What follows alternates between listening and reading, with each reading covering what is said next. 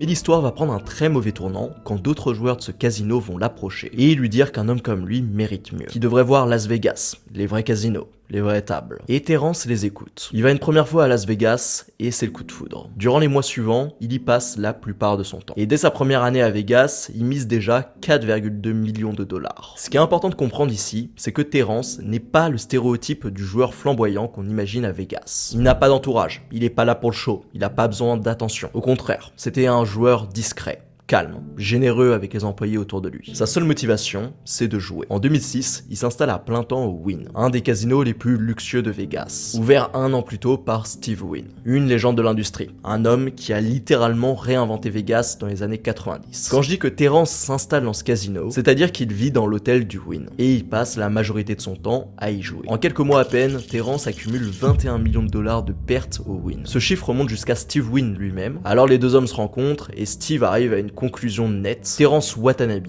est un joueur compulsif. Ce qui est plutôt cool pour le casino. Mais il découvre surtout que Terrence a des sérieux problèmes d'alcool. Parce que ouais, dans les casinos, il a trouvé son deuxième vice, la boisson. Sauf que Wynn, en découvrant ça, il décide de bannir Terrence de son casino.